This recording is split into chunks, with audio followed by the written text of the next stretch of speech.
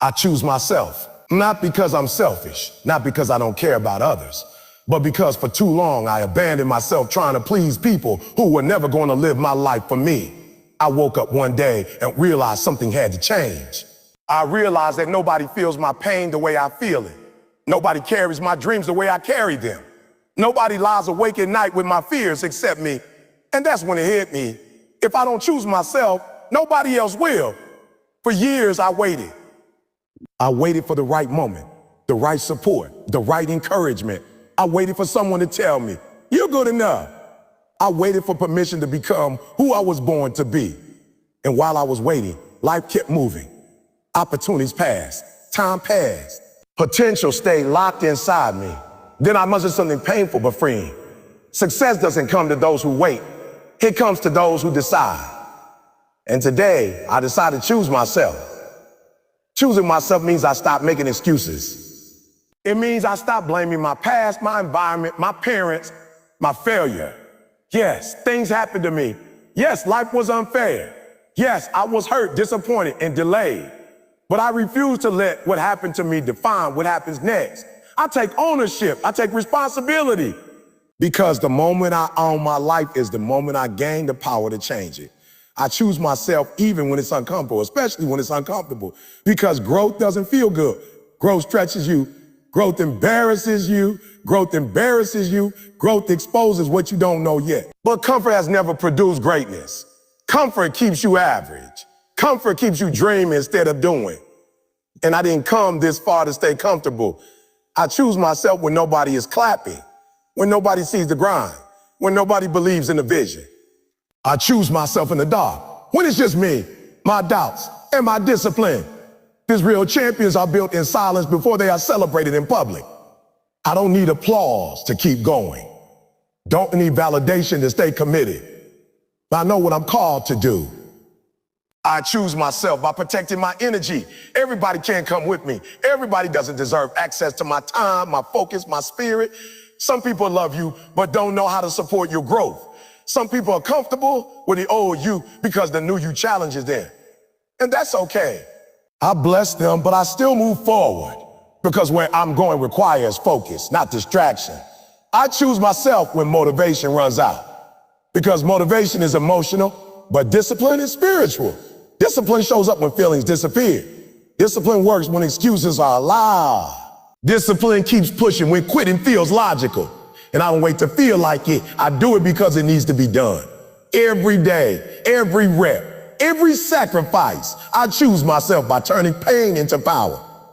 And I stopped asking why the struggle came and started asking how I can grow from it. My pain taught me resilience. My losses taught me wisdom. My failures taught me humility and hunger. What was meant to break me built me. What tried to stop me trained me. And now I walk differently because I survived what I thought would destroy me. I choose myself by betting on myself. Even when the odds are against me, even when the numbers don't make sense, even when the road looks impossible, I am my biggest investment. I believe in my work ethic. I believe in my growth. I believe that if I stay consistent, to stay humble and stay hungry, results will come. Not overnight, but right on time. I choose myself by refusing to quit. I may get tired, but I won't give up. I may slow down, but I won't stop. I may fall, but I will get back up stronger. Quitting is no longer part of my vocabulary. Retreat is not an option. This is my life, my calling, my responsibility, and I will see it through. So today I stand here with a final declaration. I choose myself when it's hard. I choose myself when it's lonely. I choose myself when fear whispers, "You can't." I choose myself when doubt shows up uninvited, because choosing myself is choosing growth. Choosing myself is choosing discipline. Choosing myself is choosing destiny. And from this day forward, no more waiting, no more hiding, no more shrinking. I choose myself and I rise. I stopped waiting for permission the day I realized that nobody was coming to hand me the life I dreamed about. For a long time, I was standing still, not because I lacked talent, not because I lacked vision, but because I was waiting on approval. I was waiting for someone to say, "And now you're ready." I was waiting for a green light that was never gonna come. And while I waited, time kept moving. Opportunities didn't wait. Life didn't pause. The clock didn't slow down just because I was afraid to step forward. That's when it hit me. Waiting for permission was costing me my future. I was waiting on people who didn't know my pain. I was waiting on people who didn't carry my dreams. I was waiting on people who weren't willing to sacrifice what I was willing to sacrifice. And yet I expected them to validate a vision they couldn't see. I expected them to understand a fire they didn't feel. I expected them to open doors they had no intention of walking through themselves. That was my mistake. Gave power to people who were never meant to lead my life. At some point, I had to look in the mirror and tell myself the truth. Nobody owes me belief. Nobody owes me support. Nobody owes me understanding. The world doesn't reward potential. It rewards action. And action doesn't ask for permission. Action moves. Action decides. Action steps forward even when the voice shakes and the hands tremble. I realized that every great person I admired didn't wait to be chosen. They chose themselves first. Waiting for permission felt safe.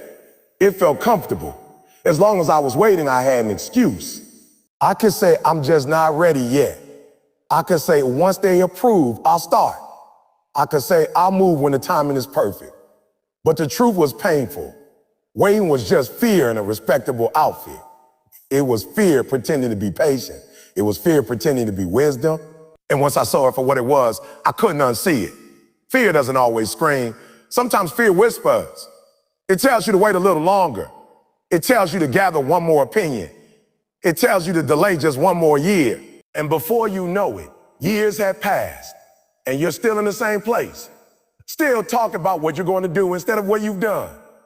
I got tired of being full of plans, but empty of results.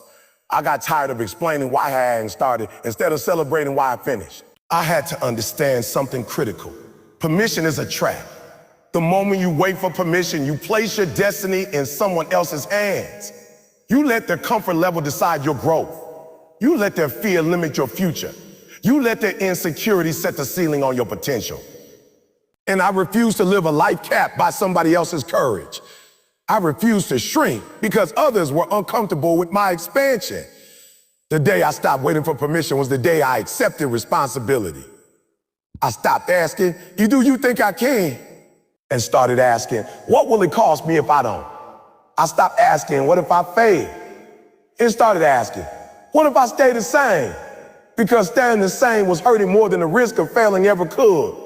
Regret is heavier than fear. And I didn't want to carry that weight anymore I learned that permission doesn't create confidence, action does. Confidence comes after you move, not before. You don't feel ready and then act. You act, and then you grow into readiness. Every step I took without permission made me strong. Every decision I made without validation sharpened my instincts. Every risk I took without approval taught me that I was capable of more than I imagined. People question me when I stopped waiting. They ask, who told you that you could do this? They ask, oh, why do you think you're ready? They ask, what makes you so sure? And my answer was simple. Nobody answer was simple. Nobody told me. I decided I didn't need certainty, I needed courage. I didn't need guarantees. I needed guts. Because certainty is a luxury for people who never leave their comfort zones. I realized that most people who ask you to wait are not trying to protect you. They're trying to protect themselves. Your growth reminds them of their stagnation. Your boldness exposes their fear. Your movement forces them to confront the excuses they've been hiding behind. So they tell you to slow down. They tell you to be realistic. They tell you to wait your turn. But life doesn't give turns to those who hesitate. Life responds to those who move. Stopping waiting for permission didn't mean I stopped listening to wisdom. It meant I stopped surrendering my power. There's a difference between advice and approval. Advice can guide you, but approval can cage you. I learned to listen without becoming dependent. I learned to hear feedback without handing over the steering wheel of my life. At the end of the day, I'm the one who has to live with my decision, not them. I also had to accept that choosing myself would make some people uncomfortable. Not everyone celebrates your independence. Not everyone applauds when you stop asking. Some people only feel important when you need their permission. And when you stop needing it, they feel threatened. So I had to be okay with being misunderstood. I had to be okay with being talked about. Because being talked about was a small price to pay for becoming who I was meant to be. There were moments when I doubted myself. Moments when I wish someone would just say, you're doing the right thing. But instead of going backward, I leaned forward. I reminded myself that growth often feels lonely at first, that pioneers are alone before they are followed, that leaders are questioned before they are respected. And I decided I would rather be lonely and growing than surrounded and stuck. Every day I stopped waiting for permission. I reclaimed the peace of myself. I reclaimed my voice. I reclaimed my time. I reclaimed my belief. I stopped shrinking my dreams to fit into conversations that couldn't hold them. I stopped explaining myself to people committed to misunderstanding me. I stopped negotiating with fear. I stopped asking for a seat at tables that were never built for my vision. I understood something powerful. Permission is already built into my existence. If I'm breathing, if I'm alive, if I have a vision burning inside me, that is permission enough. My ideas didn't come to me by accident. My hunger didn't show up randomly. My desire for more wasn't a mistake. It was a signal that was meant to move, not wait, to act, not ask, to rise, not hesitate. Stopping waiting for permission didn't make life easier, but it made it honest. I no longer lied to myself about why I wasn't moving. I no longer hid behind people's opinions. I faced my fear head on. And every time I moved despite fear lost a little more power over me. Courage became a habit. Boldness became normal. Action became my language. Now, when doubt shows up, I don't ask for permission to believe in myself. When opportunity knocks, I don't ask him aloud. I'm allowed to ask. When ideas come, I don't wait for consensus. I evaluate, I decide, and I move. Because momentum respects movement, not hesitation. And the life I want is on the other side of decisive action. I stopped waiting for permission, and in doing so, I chose myself. I chose growth over comfort. I chose action over approval. I chose courage over consensus. And that choice changed everything. I became my own rescue the moment I stopped looking around for someone to save me. For a long time, I believed help was coming. I believed that one day someone would notice my struggle, understand my pain, and step in at just the right moment to pull me out. I waited for opportunities to be handed to me. I waited for understanding to show up. I waited for life to suddenly become fair. And while I waited, nothing changed. That's when I realized something hard but freeing. Waiting to be rescued was keeping me stuck. I had to admit the truth to myself. Nobody feels the urgency of my dreams the way I do. Nobody carries the weight of my responsibilities the way I do. Nobody wakes up every morning with my fears, my hopes, my pressure. And because of that, nobody is coming with the same level of hunger to save me. Not because people don't care, but because this is my life. And if I don't take responsibility for it, no one else can. Becoming my own rescue meant I stopped blaming everything outside of me. I stopped blaming my past for my present. I stopped blaming my parents, my environment, my circumstances, and my mistakes. Yes, things happened to me that I didn't choose. Yes, I faced obstacles that weren't fair. Yes, life knocked me down in ways I wasn't prepared for. But I realized something powerful. What happened to me may not be my fault, but what I do next is my responsibility. For a long time, blaming felt easier than owning. Blame gave me relief. Blame gave me relief. Blame gave me excuses. Blame gave me a reason to stay the same. As long as someone else was responsible, I didn't have to change. I didn't have to grow. I didn't have to do the uncomfortable work. But blame also took my power away. Because if someone else caused the problem, then someone else caused the problem, then someone else had to fix it. And that left me powerless. The day I became my own rescue, I took my power back. I said, oh, no more waiting, no more complaining, no more hoping someone else will do what I'm unwilling to do.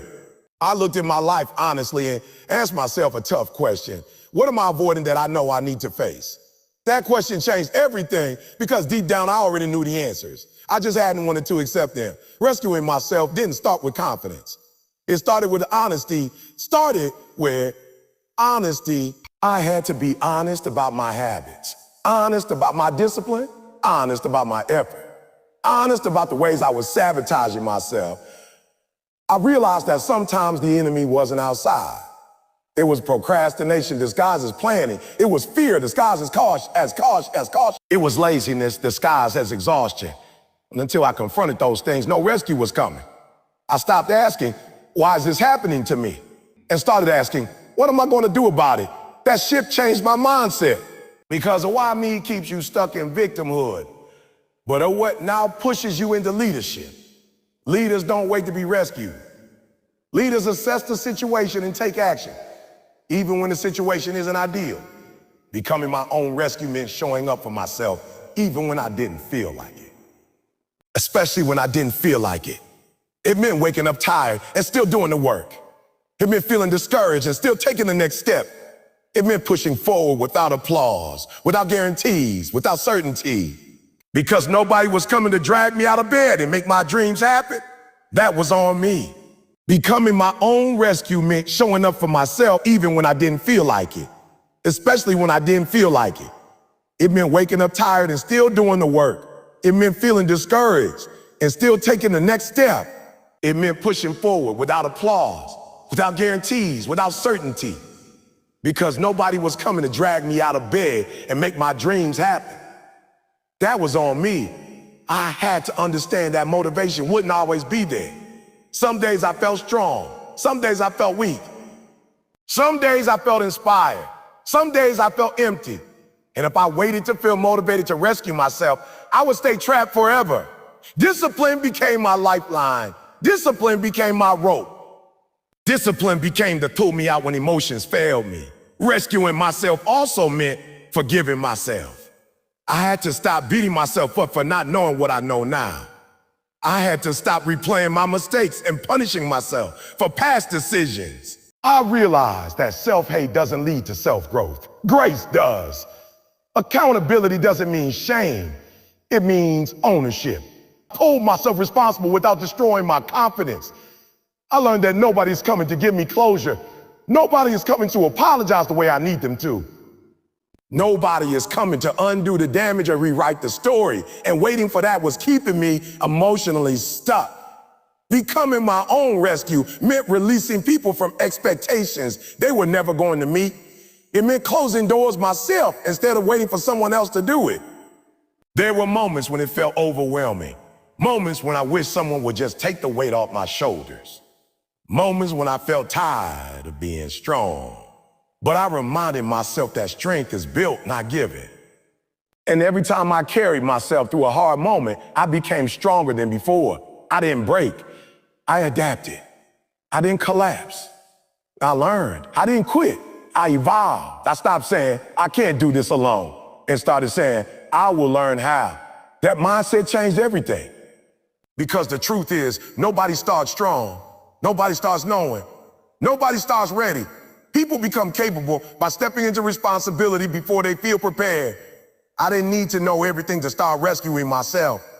I just needed to be willing. Becoming my own rescue meant making hard decisions, cutting off distraction, walking away from relationships that kept me weak, saying no to things that felt good but led nowhere, saying yes to things that scared me but helped me grow. I realized that sometimes rescue looks like discipline, not comfort. Sometimes it looks like structure, not sympathy. Sometimes it looks like pressure, not relief. I also had to stop romanticizing struggle. Struggle romanticizing struggle. Struggle is not proof of progress. I couldn't just talk about how hard my life was. I had to do something about it. I had to turn pain into action, trauma into focus, disappointment into drive. Because pain without purpose just becomes suffering, but pain with direction becomes power. Every step I took to rescue myself built trust within me. I started believing in myself because I showed up for myself. I stopped doubting my ability to handle life because I was handling it. Confidence didn't come from affirmations. It came from evidence. Evidence that I could fall and get back up. Evidence that I could face hard truths and survive. Evidence that didn't need saving. I needed self-leadership. I became my own rescue when I realized that no one else could live my life for me. No one else could do my reps. No one else could make my sacrifices. No one else could walk my path. Support is helpful. Encouragement is powerful, but responsibility is personal. And once I accepted that, I stopped waiting and started moving. When life hits me, I don't look around for someone to blame. I don't wait for someone to fix it. I take a breath. assess the situation, and ask myself, what's my next move? Because rescuing myself isn't about being perfect. It's about being proactive. It's about refusing to stay down. It's about choosing action over excuses. Becoming my own rescue didn't make life easy, but it made me strong. It made me resilient. It made me dependable to myself. And that changed how I walk, how I think, how I decide. I no longer wait for someone to save me. I save myself every day through discipline, responsibility, and courage. And that decision transformed my life. I outgrew who I used to be the moment I accepted that the old version of me could not take me where I wanted to go. For a long time, I tried to carry old habits into a new future. I tried to hold on to familiar behaviors while chasing unfamiliar results. I wanted growth without discomfort, change without sacrifice, elevation without evolution. And every time I hit a wall, I realized the truth. The ceiling I was hitting was built by the person I refused to let go of. Outgrowing myself didn't start with excitement. It started with frustration. Frustration with repeating the same cycle. Frustration with making the same promises and breaking them. Frustration with knowing I was capable more, but staying stuck in what was easy. That frustration became my wake-up call. It told me that comfort was no longer comfortable. That staying the same hurt more than changing ever could. I had to face the hardest truth of all. I was loyal to versions of myself that no longer served me. I was loyal to habits that kept me safe but small.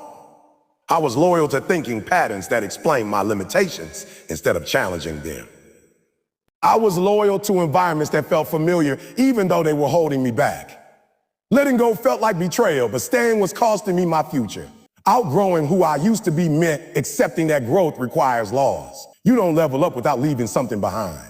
You don't step into a new season without shedding an old skin. And that loss isn't always external. Sometimes the thing you have to release is your identity, the way you see yourself, the story you tell yourself about who you are and what you're capable of. I had to stop introducing myself with my past. I had to stop defining myself by my mistakes, my failures, my trauma, and my limitations. Those things happened to me, but they were not me. And as long as I kept wearing them as labels, I would never outgrow them. Growth required me to rewrite my internal narrative, even when the evidence from my past tried to argue with me. Outgrowing myself meant doing things that felt unnatural at first. Discipline felt forced. Consistency felt boring. Accountability felt heavy. But I realized that everything new feels uncomfortable before it feels normal. The old me avoided structure because it felt restrictive. The new me embraced structure because it created freedom. Freedom from chaos. Freedom from excuses. Freedom from inconsistency. I had to accept that the old me was built for survival, not success. That version of me learned how to get by, how to cope, how to endure. And I respect that version of me. It kept me alive. It protected me when I didn't have the tools I have now. But survival mode is not meant to be permanent. You don't build greatness in survival mode. You build in growth mode. Outgrowing myself also meant outgrowing certain relationships. Not because people were bad, but because we were no longer aligned. Conversations that once energized me now drain me. Jokes that once felt funny now felt limiting. Mindsets that once felt normal now felt heavy. And that was painful because familiarity creates comfort even when it creates stagnation. I had to learn that outgrowing people doesn't mean looking down on them. It means choosing not to stay small to keep others comfortable. It means honoring my path even when it creates distance. And that distance hurt, but regret would have hurt more. Staying loyal to a version of myself I was meant to outgrow would have been the real betrayal. The old me wanted quick results. The new me learned patience. The old me chased motivation. The new me built discipline. The old me waited for confidence. The new me moved through fear. The old me avoided failure. The new me used failure as feedback. That shift didn't happen overnight. It happened rep by rep, choice by choice, moment by moment. Outgrowing myself meant taking responsibility for my growth. I stopped saying, that's just how I am. Because that sense is a cage. It locks you into behaviors that can be changed. I replaced it with, that's who I was. And that small shift opened the door to transformation. Because if I could become who I was, I could become who I needed to be. There were moments when I missed the old me. I miss the simplicity. I miss the comfort. I miss the freedom of not caring. Growth adds weight. It adds pressure. It adds responsibility. And sometimes I wanted to go back to being unaware. But once you see your potential, you can't unsee it. And pretending not to know would have been more painful than growing. Outgrowing myself meant holding myself to higher standards, even when no one else did. It meant raising the bar on my habits, my mindset, my effort and mindset, my effort and my integrity. It meant doing the right thing when shortcuts were available. It meant choosing long-term respect over short-term pleasure. And that required maturity. I had to stop waiting for external changes to validate my internal growth. Growth isn't loud at first. It's quiet. It shows up in how you respond instead of react, in how you plan instead of procrastinate, in how you commit instead of complain. Proof of growth wasn't in my words. It was in my behavior. Outgrowing who I used to be also meant forgiving that version of me, forgiving myself for not knowing better, forgiving myself for choices made out of fear, forgiving myself for staying too long in places I had outgrown. Self-forgiveness was essential because guilt tries to keep you tied to the past. And you can't move forward while dragging yesterday behind you. I learned that growth isn't about becoming someone else. It's about becoming more of who you really are. The old me was incomplete, not incapable. The new me wasn't better, just more aligned, more disciplined, more aware, more intentional. And every day I chose to act in alignment with who I was becoming, not who I used to be. Outgrowing myself meant accepting that progress is not linear. Some days I felt strong. Some days I felt weak. Some days I slipped back into old habits. But I didn't quit. I didn't judge myself. I recommitted. Because growth isn't about perfection. It's about persistence. The direction mattered more than the speed. The biggest lesson I learned was this. If you don't outgrow yourself, life will outgrow you. Opportunities will pass. Seasons will change. And if you stay the same, you'll feel left behind. I refuse to let that happen. I chose evolution over ego. I chose growth over nostalgia. I chose discomfort over regret. Outgrowing who I used to be wasn't easy, but it was necessary. That version of me did its job. It carried me this far, but it could not take me further. And with gratitude, courage, and discipline, I let it go and stepped into who I was meant to become. I protected my energy the day I realized that not everything that demands my attention deserves my participation. For a long time, I was exhausted, not because I was doing too much of the right things, but because I was giving myself to the wrong things. I was available to everyone, responsive to every call, involved in every conversation, and emotionally invested in situations that had nothing to do with my purpose. And at the end of the day, I was drained, unfocused, and frustrated, wondering why I had no energy left for my own dreams. I didn't understand at first that energy is currency. Where you spend it determines what grows in your life. I was spending my energy on drama, opinions, distractions, and people who had no intention of growing with me. I was leaking focus everywhere and expecting progress somewhere. That doesn't work. You cannot pour into everything and still have enough left to build something meaningful. Protecting my energy started with awareness. I had to become honest about what was draining me. Certain conversations left me heavy. Certain environments left me unfocused. Certain people left me doubting myself, and instead of addressing it, I kept showing up out of habit, out of guilt, out of fear of being misunderstood. I was loyal to access instead of alignment. I had to learn that access is earned, not automatic.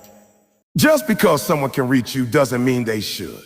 Just because someone wants your time doesn't mean they deserve it. And just because you're capable of carrying something doesn't mean it's yours to carry. I was confusing kindness with availability, and it was costing me my peace. Protecting my energy meant saying no without explaining myself. That was hard. I used to feel like I owed everyone a reason. I felt guilty for choosing rest, guilty for choosing focus, guilty for choosing myself. But I learned that every time I said yes to something misaligned, I was saying no to something that mattered. And I was tired of sacrificing my future to make others comfortable. I also had to accept that not everyone would understand my boundaries. Some people benefited from my lack of them.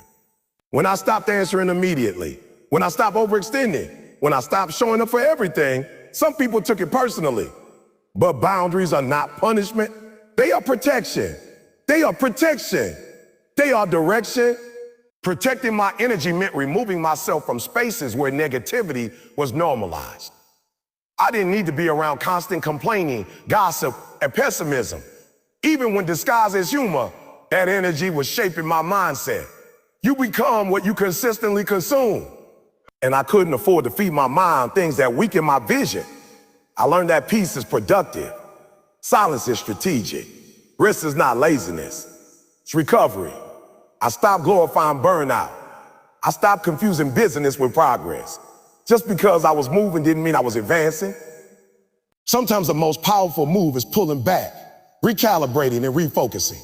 Protecting my energy also meant protecting my thoughts. I had to stop replaying conversations that didn't matter. Stop arguing with people who weren't listening. Stop trying to convince people who were committed to misunderstanding me. Mental energy is limited, and I was wasting it on imaginary battles instead of real progress. I realized that focus requires sacrifice. You cannot be deeply committed to your purpose and deeply involved in everything else. Something has to give, and I decided it would not be my future. I stopped multitasking my life away. I started being intentional about where my attention went. Because attention is the doorway through which energy flows. There were people I had to love from a distance that hurt. But proximity is power. Who you're close to influences how you think, how you speak, how you see yourself. And if staying close required me to shrink, dim, or doubt myself, then distance became an act of self-respect. Protecting my energy meant understanding that not every battle is worth fighting. Some arguments drain you more than they change anything. Some explanations cost you more than silence. I learned to let people be wrong about me. Let them misunderstand. Let them talk. Because clarity with myself mattered more than validation from others. I stopped oversharing my goals with people who couldn't hold them. Not everyone claps for your growth. Some people listen just to doubt, discourage, or delay you. I realized that discipline creates energy. Chaos drains it. When my life was unstructured, my mind was tired. When my habits were inconsistent, my emotions were unstable. Structure gave me clarity. Clarity gave me peace. Peace gave me power. And power allowed me to show up fully where it mattered most. Protecting my energy meant releasing the need to be liked by everyone. Approval seeking is exhausting. You bend, adjust, explain, and perform until you don't recognize yourself anymore. I chose authenticity over acceptance. And while to reduce my circle, it strengthened my core. I stopped engaging with things that didn't align with my values. Just because something is popular doesn't mean it's healthy. Just because everyone is doing it doesn't mean I should. Energy is shaped by intention. And I became intentional about what I allowed into my life. There were days when protecting my energy felt lonely, when saying no felt isolated, when choosing focus felt misunderstood.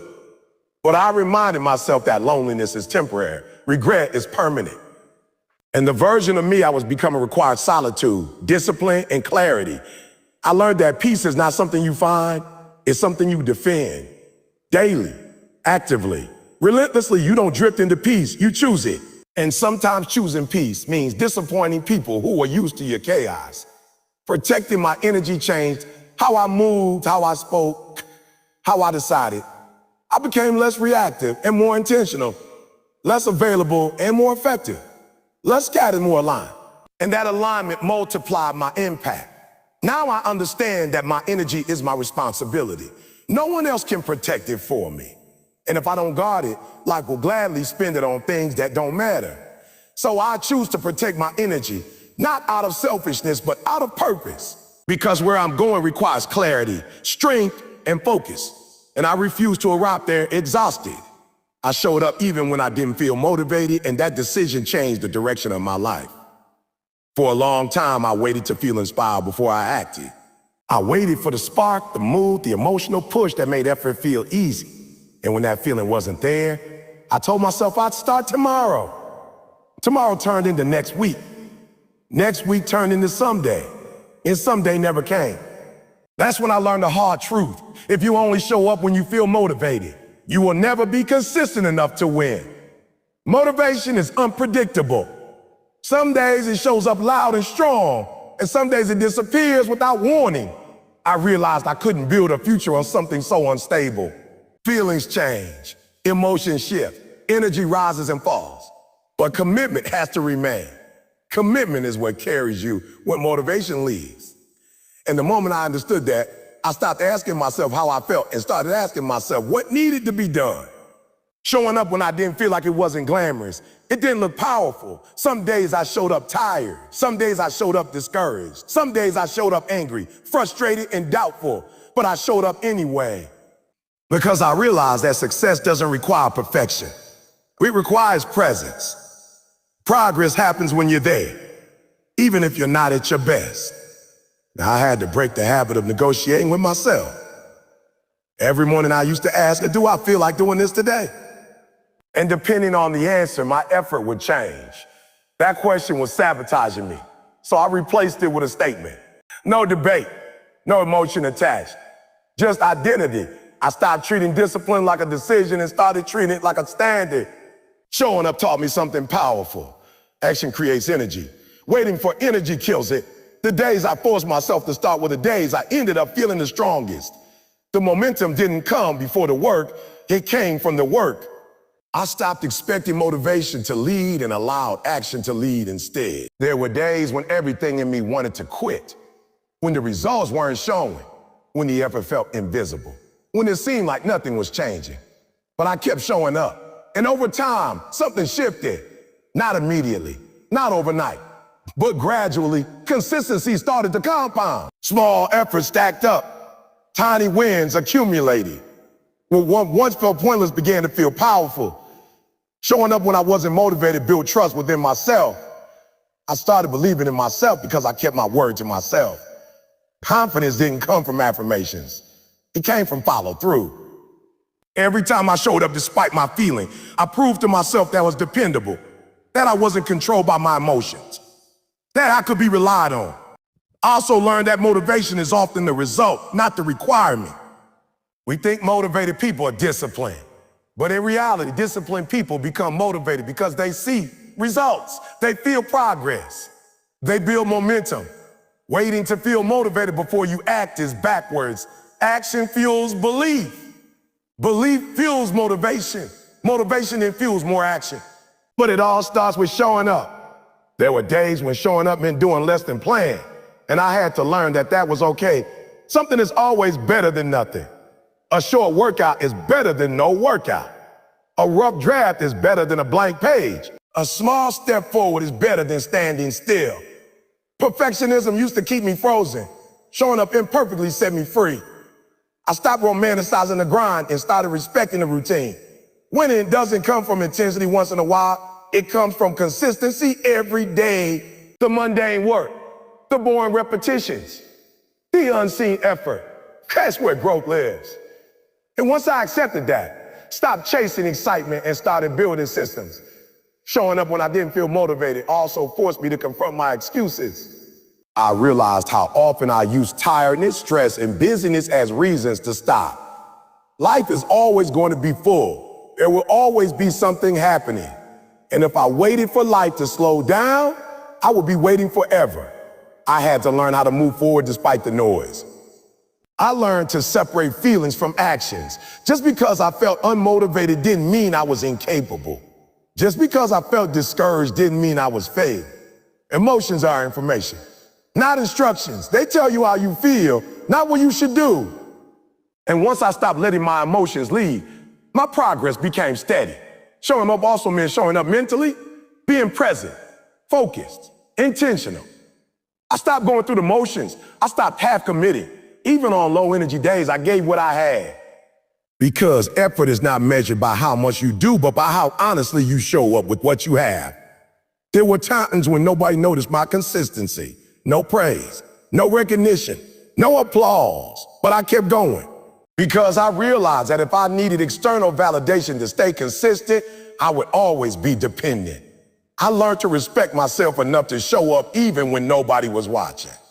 Showing up when I wasn't motivated built discipline, and discipline built freedom.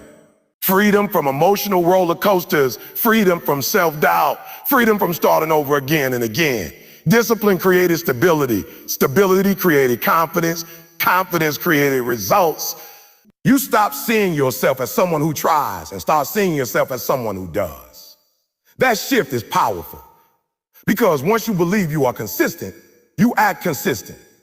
Once you believe you are disciplined, you behave disciplined. Identity shapes behavior.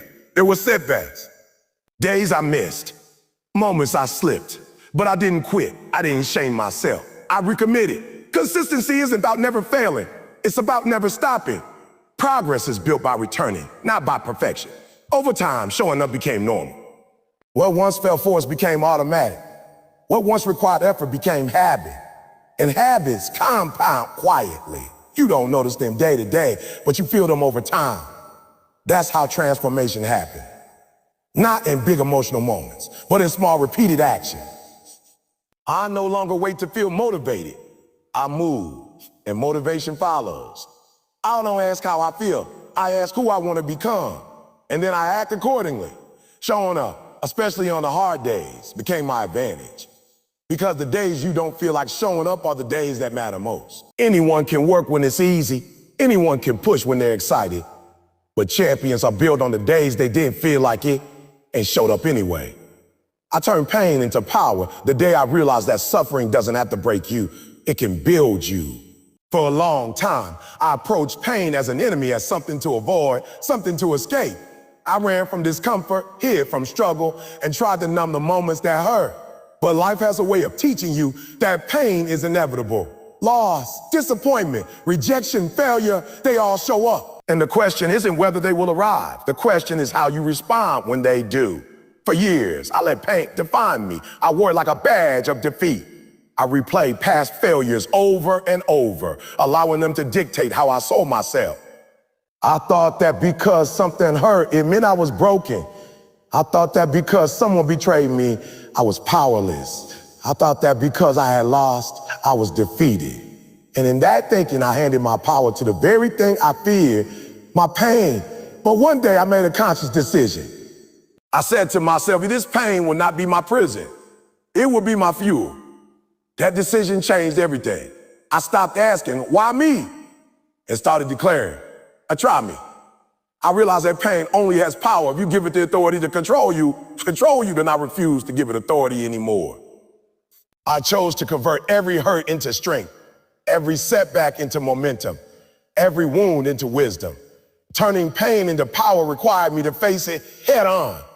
I couldn't continue to run or avoid it. I had to sit with it, understand it, and learn from it. I asked myself, what is this pain teaching me? What lessons lie beneath the surface? And in those questions, I discovered clarity. I discovered growth. I discovered resilience I didn't know I possessed. I learned that every disappointment is a teacher. Every failure carries a lesson. Every rejection is an opportunity to redirect. When I stopped seeing pain as punishment and started seeing it as a guide, my entire perspective shifted. I stopped whining about unfair circumstances and started analyzing how to overcome them. I stopped complaining about struggles and started strategizing solutions. I stopped being a victim and became a student of life's lessons. Pain taught me about patience. I had to endure discomfort without instant gratification. I had to wait for growth while feeling the sting of delay. I had to continue moving even when results were invisible. And in that endurance, I discovered strength. I discovered persistence. I discovered the kind of resilience that cannot be shaken by temporary hardship. I also learned that pain builds empathy. Experiencing struggle gave me perspective. It allowed me to understand others' suffering and respond with compassion instead of judgment. Power is not only measured by strength or success. True power is measured by the capacity to lift others even after you've been knocked down yourself. My pain became a bridge to connect with others, not a wall to isolate myself. Turning pain into power required action. I couldn't just think about it, wish for it, or hope it would happen. I had to act. I had to act. I had to channel frustration into work, anger into focus, disappointment into determination. Every time life knocked me down, I chose to stand taller than before. Every time circumstances tried to stop me, I chose to move faster than before. Every time the world whispered, you can't, I roared, or watch me. I realized that suffering often reveals who you really are. Comfort hides your character. Ease masks your strength. But struggle exposes it. And I stopped running from those moments of exposure. I embraced them. I stepped into the discomfort and let it mold me. I let adversity teach me how to fight, how to endure, and how to thrive. I let my struggles become the blueprint for my success. Turning pain into power also meant reframing failure. Failure is not a dead, it's feedback. Every time I fell, I examined why. I asked myself what I could do differently. I used the lessons from my setbacks as stepping stones to improvement. I stopped fearing failure and started respecting it. Because failure, handled correctly, is one of life's most powerful teachers. I had to confront fear as part of this process. Pain often comes with fear, the fear that will never end, the fear that you will never recover, the fear that the world is against you. And I realized that fear is a liar. Fear tries to convince you that struggle is permanent, but struggle is temporary. Pain is transient, but power is permanent if you learn from it. I decided that fear would not dictate my choices. It would only signal areas where growth was possible. Turning pain into power required patience with myself. Healing doesn't happen overnight. Growth doesn't happen instantly. Transformation is a process. And I had to allow myself to evolve at my own pace, without judgment, without rush, without expectation that the world would understand my timing. I learned to honor the journey and respect the process, even when it was painful. I also learned to find meaning in suffering. Pain without purpose is simply suffering. Pain with purpose is power. I asked myself, how can this hurt serve me? How can this struggle prepare me for what's next? When I reframed my perspective, every trial became an opportunity to grow stronger, wiser, and more capable. What once felt like defeat became preparation for victory.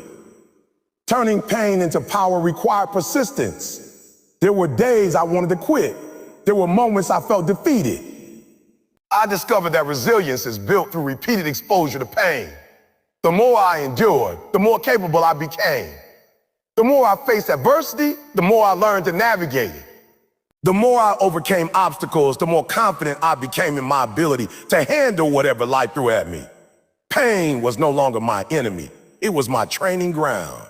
I also realized that power is contagious. When I turned my pain into strength, others noticed. They were inspired. They were motivated. They were encouraged to face their own struggles. And that realization added another layer of purpose to my suffering. I wasn't just surviving. I was transforming my experiences into impact. Turning pain into power required faith. Faith in myself. Faith in my journey. Faith that what I endured had a purpose beyond what I could see at the moment. Faith that even when life felt unfair, I had the strength to rise above it. Faith that my future could be brighter than my past. And that faith became the fuel that propelled me forward. I had to stop viewing setbacks as permanent. Pain is temporary, but power lasts. Every difficulty I faced became a lesson in endurance, focus, and courage. Every obstacle became an opportunity to develop skills, mental toughness, and character. And I realized that the only thing that could truly stop me was surrender, and I refused to surrender. Turning pain into power taught me to embrace discomfort. Growth doesn't happen in comfort zones. Transformation requires facing fear, enduring struggle, and pushing past limits. Pain became a signal that I was stepping into something greater than myself. The moments that hurt the most were the moments that mattered the most. The most celebrate resilience. Every time I chose to rise despite pain, I strengthened my spirit. Every time I took action despite fear, I grew my confidence. Every time I persevered despite discouragement, I built my legacy. Power is built in the moments you refuse to break. And I refuse to break. Now, I see pain differently. I no longer fear it. I no longer avoid it. I no longer allow it to dictate my future. Pain is the proving ground, the training ground, the preparation ground. It is the soil in which my strength grows. And every day I choose to convert the hurt, the disappointment, and the struggle into energy, courage, and momentum. I turn pain into power. And in doing so, I transform my life. I stopped being a victim and became a victor. I stopped seeing struggle as punishment and started seeing it as preparation. I stopped hiding from hardship and started using it as fuel. And that choice, repeated every day, became the foundation of my resilience, my strength, and my success. I embraced responsibility the day I realized that nobody else is coming to fix my life and that the power to change my circumstances rests entirely in my hands. For years, I blamed others for my situation. I blamed the system, my upbringing, my environment, the people around me.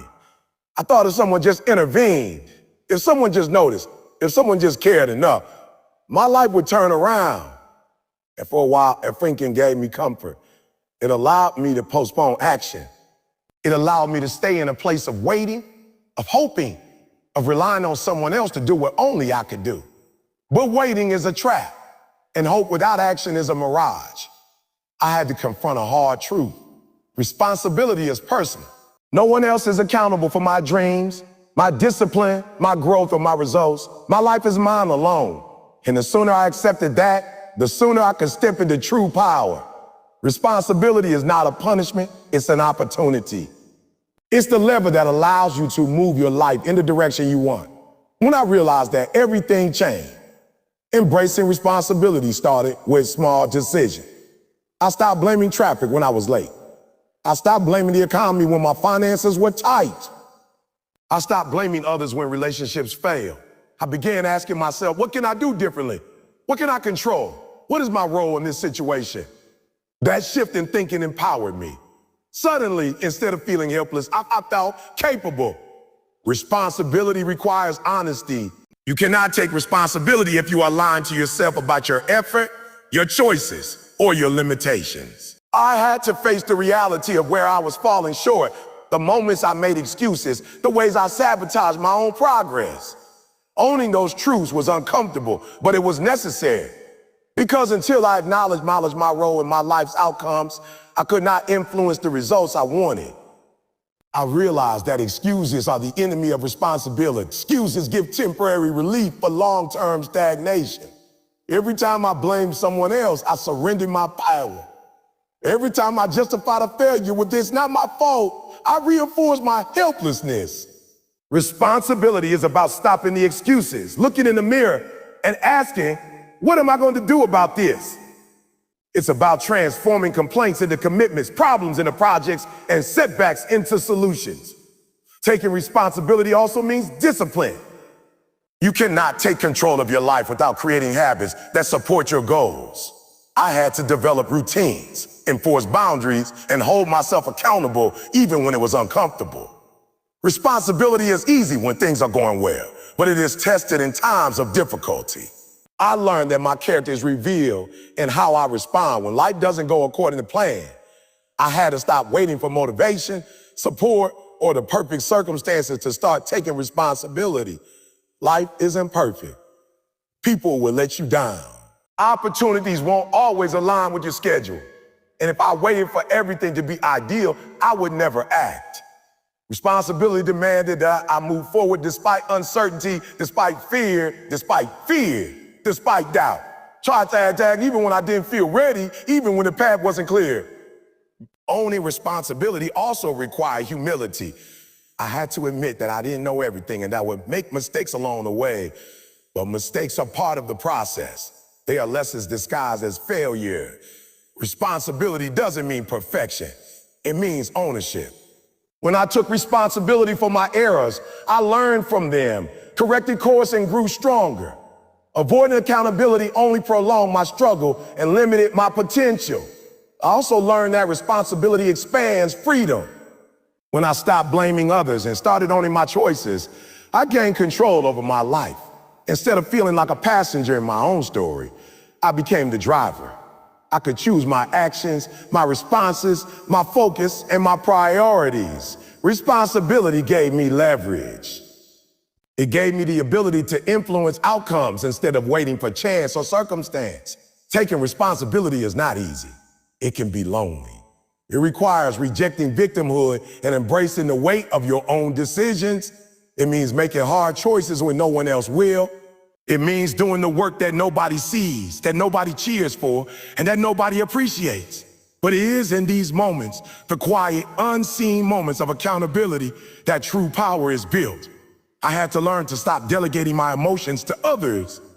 I stopped depending on approval, praise, or recognition to validate my worth.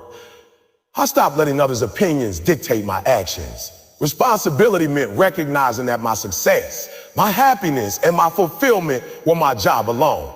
Nobody else could carry me through my challenges. And that realization was both daunting and liberating. Embracing responsibility also taught me to set boundaries. I learned to protect my time, energy, and focus. Part of being responsible is being selective about where you invest yourself. Not every opportunity, not every relationship, not every request deserves your attention. Responsibility is about prioritizing what matters and letting go of what doesn't. It's about understanding that protecting yourself is not selfish. It's necessary for growth and sustainability. I realized that excuses are not just lies we tell others. They are lies we tell ourselves. I had to confront the stories I was telling myself about why I couldn't succeed, why I didn't have enough, why life was unfair. Every excuse I abandoned opened space for action. Every reason I rejected gave me power. Responsibility is the antidote to excuse. It is the choice to act, regardless of circumstance, emotion, or limitation. Taking responsibility also required courage. Easier to blame, to avoid, to wait. It's harder to face the truth, to admit mistakes, to carry your own weight. But courage is the foundation of empowerment. Every time I stepped up, every time I owned my role, every time I refused to shirk my duties, I strengthened my resilience. I became unstoppable because I no longer waited for someone else to intervene. Responsibility taught me that my life is a reflection of my choices.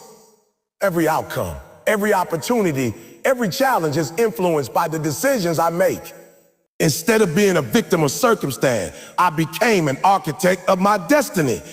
And with that power came freedom, the freedom to pursue my goals with intention, the freedom to shape my environment, the freedom to design my life according to my vision, rather than reacting to forces outside myself. I also learned that responsibility is contagious. When I embraced it, others noticed. When I led by example, I inspired accountability in those around me. Taking responsibility creates influence. It fosters respect. It builds trust. People follow those who lead themselves well before they follow those who lead others. And my journey of ownership strengthened not only me, but my relationships and communities. There were moments when taking responsibility felt overwhelming, when the weight of my own choices pressed down, when the consequences of inaction or poor decisions became visible. But I realized that responsibility is not a burden. It's a tool. It is the labor that allows you to lift your life, to redirect energy, to pivot, to course correct, and to grow stronger. I stopped blaming past mistakes for my current limitations. My past is not a life sentence. It is a teacher. Responsibility allowed me to reinterpret failures as lessons. It enabled me to convert regret into strategy, disappointment into fuel, and challenges into opportunities. Every moment I own in my role, in my circumstance, I reclaimed a piece of my power. Embracing responsibility required long-term thinking.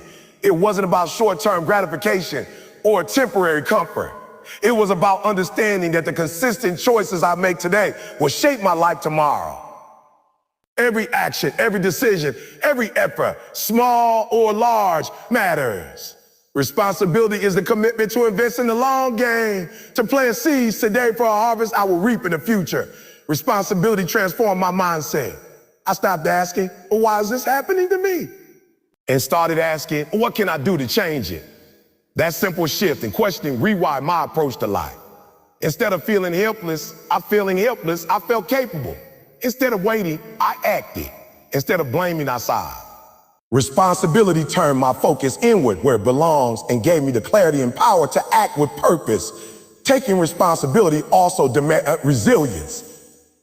I faced setbacks, failures, and disappointments, but instead of using them as excuses, I used them as fuel. Every challenge became a chance to learn, grow, and prove to myself that I was capable. Responsibility isn't about avoiding difficulty. It's about navigating it with ownership and resolve. Through responsibility, I discovered self-respect. I realized that by holding myself accountable, I honored my potential. I stopped waiting for permission, validation, or encouragement. I realized that my life is my responsibility, and owning that truth is the foundation of dignity. Responsibility means respecting yourself enough to do what needs to be done, even when it's hard, even when it's uncomfortable, even when no one else will. Now I understand that responsibility is freedom. It is power. It is growth. It is influence. By embracing it, I stepped into control of my life. I stopped blaming, stopped waiting, stopped hoping. I started doing. And in that doing, I became unstoppable. I became capable. I became the person who could overcome, achieve, and thrive regardless of circumstance. Responsibility transformed me from a passenger in my life to the driver of my destiny. I no longer wait for someone else to rescue me, to fix my problems, or to hand me opportunity. I take ownership. I take action. I carry my dreams, my failures, my successes, and my challenges with intention. And that is the true essence of power. Owning your life, choosing your path, and accepting that every outcome is a reflection of the responsibility you take. I embrace responsibility fully, and in doing so, I unlock my potential. I learned that the only thing holding me back was me. The only way forward was through ownership. And that realization, that conscious choice, became the catalyst for every breakthrough, every victory, and every step toward the life I was meant to lead. Responsibility is not a burden, it is a gift. It gives you control, influence, and the ability to shape your destiny. Every decision, every effort, every moment you own compounds into a life of purpose, power, and impact. I chose to embrace it, and in doing so, unshakable, and unbreakable. Responsibility taught me that greatness is not given. It is claimed. It is earned through action, persistence, and accountability. When you own your life completely, when you refuse to blame, when you refuse to wait, when you refuse to surrender your power, you become the architect of your future. And that choice, the choice to embrace responsibility, is the difference between living small and living extraordinary. I realized that responsibility is the ultimate form of freedom from blame. Freedom from blame. Freedom from excuses. Freedom from dependence. Freedom to pursue dreams, to create impact, and to live intentionally. Every day I take responsibility, I reclaim my power. Every challenge I face, I meet it head on. Every opportunity I encounter, I seize it. Responsibility transformed my life from reactive to proactive, from passive to powerful, and from ordinary to extraordinary. By fully embracing responsibility, I became the person I was meant to be. The one who shows up, takes charge, acts with purpose, and never waits for someone else to rescue them. Responsibility is the foundation of self-mastery, and self-mastery is the gateway to living a life of freedom, impact, and fulfillment. I committed to my vision the day I realized that clarity of purpose is the difference between living a life of reaction and a life of creation. For far too long, I drifted. I let life dictate my actions. I followed the urgencies of the moment, the opinions of others, and the distractions that surrounded me. I was busy, but I was not productive. I was active, but I was not aligned. And I began to notice a pattern. No matter how hard I worked, no matter how many hours I spent moving, I was not moving in the direction of my dreams. That's when I understood that without a clear vision, effort becomes wasted energy. Without clarity, action is scattered. Without commitment to a vision, life becomes a series of reactions rather than deliberate steps towards something greater. Committing to my vision required me to define it clearly. I had to be specific about what I wanted, why I wanted it, and how it aligned with my values. A vague desire will never carry you far. Dreams must be concrete to be actionable. I began to articulate my goals with precision. I wrote them down. I visualized them. I spoke them into existence. The process of defining my vision created a roadmap. Suddenly, every decision, every action, every choice had context. I was no longer moving randomly. I was moving strategically. Commitment demanded focus. Once I knew what I wanted, I had to protect it fiercely. That meant saying no to distraction, no to opportunities that didn't align, no to people who drained my energy, and no to habits that were inconsistent with my growth. Clarity without focus is useless. You can know where you want to go, but if you scatter your energy, you will never arrive. I learned to ruthlessly guard my attention, because attention is the currency of success. Where you place it determines what grows in your life. I also had to embrace discipline. Vision without discipline is like a car without fuel. It may look ready, but it won't move. I established routines, habits, and structures that supported my goals. I committed to showing up every day, even when motivation was absent, even when challenges emerged, even when life demanded more than I felt capable of giving. The act of daily commitment strengthened my resolve. It proved to me that vision is not only a destination, it is a lifestyle. Committing to my vision meant enduring discomfort. Every meaningful goal requires sacrifice. Every transformation demands struggle. I had to push beyond the easy, the familiar, the comfortable. I had to step into situations that felt uncertain, intimidating, and sometimes overwhelming. And I realized that growth is always on the other side of discomfort. If I wanted to live a life of purpose, I could no longer allow comfort to dictate my actions. I faced doubt constantly, both internal and external. My mind questioned my capacity. Others questioned my sanity. The world often discourages visionary because clarity of purpose challenges the status quo. Committing to my vision required me to cultivate resilience, to stand firm in the face of skepticism, to hold on to my goals when the path forward was unclear. Doubt became a signal, not a stop sign. Every time fear whispered that I couldn't, I reminded myself that commitment was stronger than uncertainty. Commitment also meant patience. Visions rarely realized overnight. It is built through consistent effort over time. I had to resist the temptation of immediate results. I had to trust the process, trust my preparation, and trust my ability to grow into the person capable of achieving the vision. Patience is not passive. It is persistent. It is the quiet determination to keep moving forward day by day, step by step, even when progress seems invisible. I learned the power of accountability in supporting my vision. Commitment is strengthened when you are answerable to yourself and others. I set benchmarks, tracked progress, and evaluated results regularly. I sought mentors, allies, and peers who could hold me to high standards. Accountability ensured that my commitment was not merely theoretical. It became measurable, actionable, and enforceable. Vision without accountability is like a seed without water. It will never flourish. Committing to my vision required adaptability. The path is rarely straight. Obstacles emerge. Opportunities shift. Circumstances change. I had to remain flexible in my approach while staying steadfast in my ultimate goal. Vision is not rigidity. It is clarity of destination combined with adaptability and method. I learned to pivot without losing sight, to adjust without abandoning, and to innovate without compromising. Commitment is not blind stubbornness. It is deliberate persistence. I also had to embrace responsibility as part of my commitment. The vision was mine alone. If it didn't materialize, I could not blame circumstances, other people, or misfortune. I owned it completely. I took action daily. I made sacrifices. I endured setbacks. And I learned that the level of my commitment directly corresponded to the outcomes I achieved. Responsibility is the backbone of vision. Without it, dreams remain fantasies. Commitment to vision required me to strengthen my mindset. Challenges, failures, and criticism tested my resolve constantly.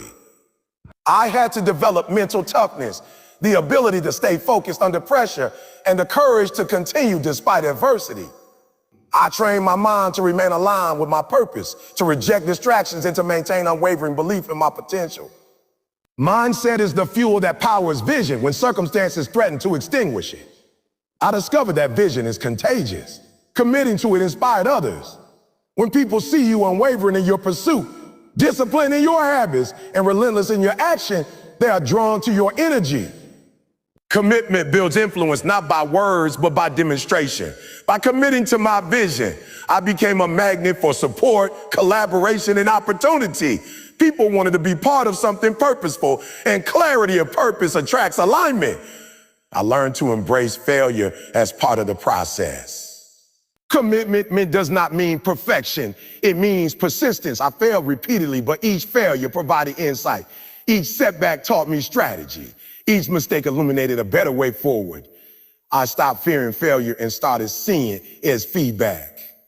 Committing to vision is about maintaining momentum in spite of setbacks, using failure as a compass rather than a stop sign.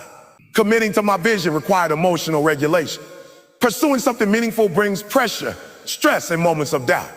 I learned to manage my emotions so that they support it, rather than sabotage my progress. Frustration and fear were acknowledged but not allowed to dictate action. Emotional discipline became a tool for clarity, allowing me to act decisively and intentionally even under strain. I also learned the importance of visualization. Daily, I pictured the life I was building, the outcomes I desired, and the person I needed to become to achieve them. Visualization aligned my subconscious with my conscious effort. It reinforced belief. It strengthened motivation. It made the vision feel real and attainable. Seeing the end goal in my mind, so I clarified the steps necessary to reach it in reality. Committed to my vision demanded time management mastery. I realized that every moment spent away from my purpose is energy lost. I prioritized actions that directly contributed to progress. I eliminated low-value activities, distractions, and tasks that diluted my focus. Time became my ally, and intentional use of it amplified my results. Commitment is sustained through consistent, purposeful allocation of attention and energy. Discovered that self-trust is essential in committing to vision. The world will doubt you. Others may question your path. Circumstances may tempt you to abandon your course, but commitment requires an unshakable belief in your own ability to see things through. Self-trust becomes a compass when guidance is scarce, a source of strength when criticism is loud, and a foundation of resilience when adversity strikes. Committing to my vision also requires celebrating progress along the way. While the ultimate goal remained my focus, acknowledging milestones reinforced persistence. Each small victory, each completed task, each lesson learned strengthened my resolve.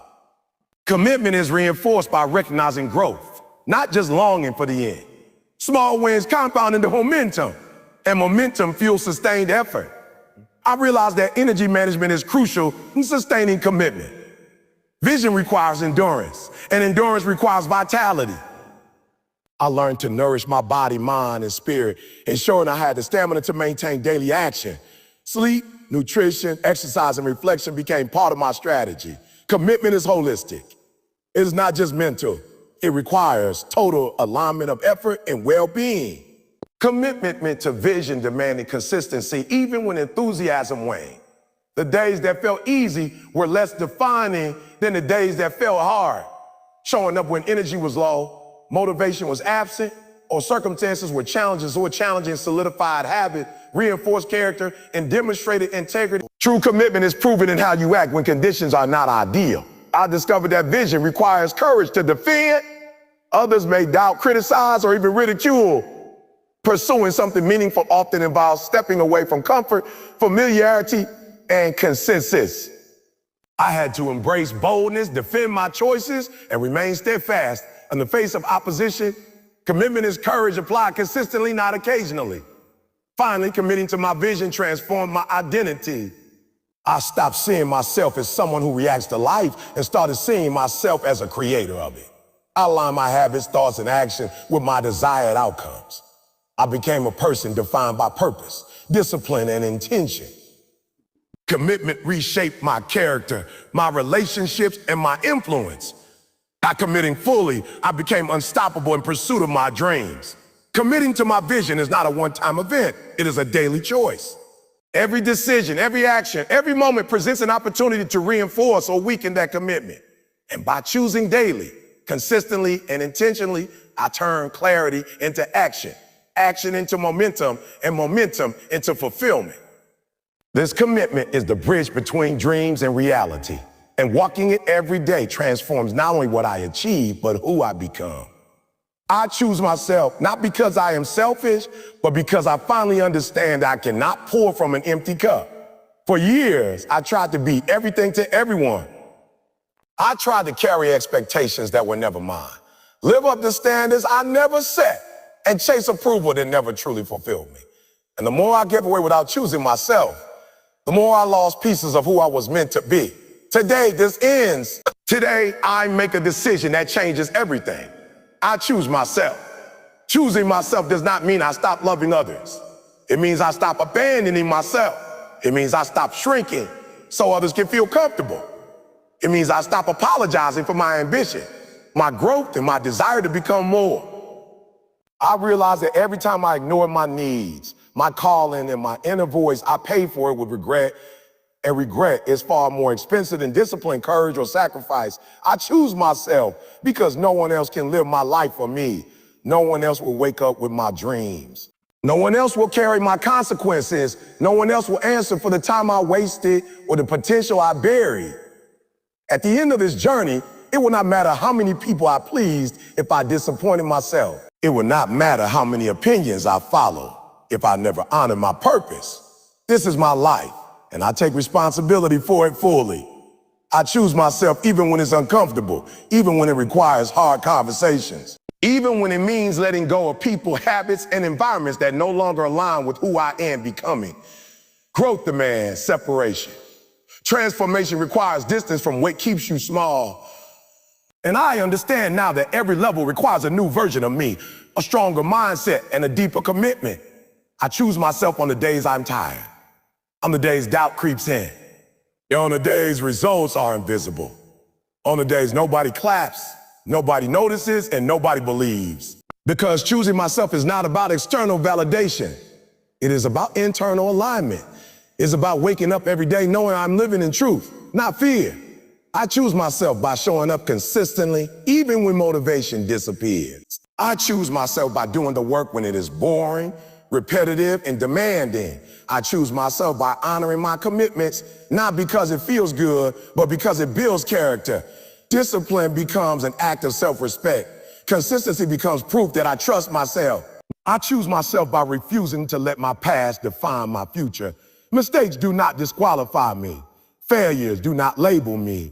Delays do not deny me. Everything I've been through has prepared me, shaped me, and strengthened me. My story is not over just because a chapter was painful. I refuse to live stuck in what was when I'm capable of building what can be. I choose myself by protecting my vision. I stop explaining my dreams to people who cannot see them. I stop shrinking my goals to make them palatable. I stop allowing doubt, mine or anyone else's, to dictate my direction. My vision is mine, and my belief in it does not require permission. I choose myself by managing my time like my future depends on it, because it does. I stop giving my best hours to distractions and my leftovers to my purpose. I understand every minute invested wisely compounds into progress. Time wasted never returns. And I respect myself too much to keep leaking my potential into don't matter. I choose myself by controlling my mindset. I refuse to let negative thoughts run my life unchecked. I challenge fear. I confront excuses. I silence the voice that tells me I'm not enough and replace it with action. Confidence is not something I wait for. It is something I build through execution. I choose myself by becoming accountable. I stop blaming circumstances, people, or timing. I own my choices. I own my effort. I own my growth. Accountability gives me power because it puts my future back in my hands where it belongs. I choose myself by learning, adapting, and evolving. I accept that growth is a lifelong process. I am not finished. I'm not late. I'm in progress. Every lesson sharpens me. Every setback strengthens me. Every challenge prepares me for what I ask for. I choose myself by prioritizing my health mentally, emotionally, physically, and spiritually. Success means nothing if I'm broken along the way. I build habits that sustain me, not just push me. Rest is not weakness. Balance is not laziness. Taking care of myself is part of honoring my purpose. I choose myself by refusing to quit. Quitting is permanent. Struggle is temporary. Pain passes. Discipline pays. I remind myself that the days I want to give up are the days that matter most. Anyone can stay committed when it's easy. Winners are built in resistance. Winners up even when I fall. Because falling does not make me a failure. Staying down does. I rise again. I recommit. I adjust and move forward. Progress is not about perfection. It is about persistence. I choose myself by trusting the process. I may not see the full picture yet, but I trust the work I'm putting in today is building tomorrow. Seeds grow underground before they break the surface. Silence does not mean nothing is happening. I remain faithful to effort even when results are delayed. I choose myself by understanding that comfort is the enemy of greatness. Growth lives where fear exists. Expansion requires risk, and staying safe costs far more than trying and failing. I would rather risk discomfort than live with regret. I choose myself by becoming the example. Not just talking about change, but living it. Not just dreaming about growth, but embodying it. When I change, everything around me shifts. My consistency gives others permission to rise, but I do not wait for them to catch up. I choose myself by defining success on my terms, not by society's timelines, not by comparison, not by approval. My journey is mine, and my pace is valid. I refuse to rush what is meant to be built with intention. I choose myself every single day, not once, not sometime, but daily. Because this is just not a moment. It is a mindset. Every morning I wake up and decide again. Every choice reinforces it. Every action confirms it. And one day when I look back, I won't regret choosing myself. I would thank myself for the courage, for the discipline, for the faith, for the resilience. I will see a life built on intention, not accident, on purpose, not pressure. I choose myself because no one else will do it for me. I choose myself because my future deserves my effort. I choose myself because my dreams require my commitment. I choose myself because becoming who I was meant to be is not optional. It is my responsibility. And from this day forward, no matter how hard it gets, no matter how lonely it feels, no matter how long it takes, I will not turn back. I will not betray my potential. I will not abandon my purpose. I choose myself, and that choice changes everything.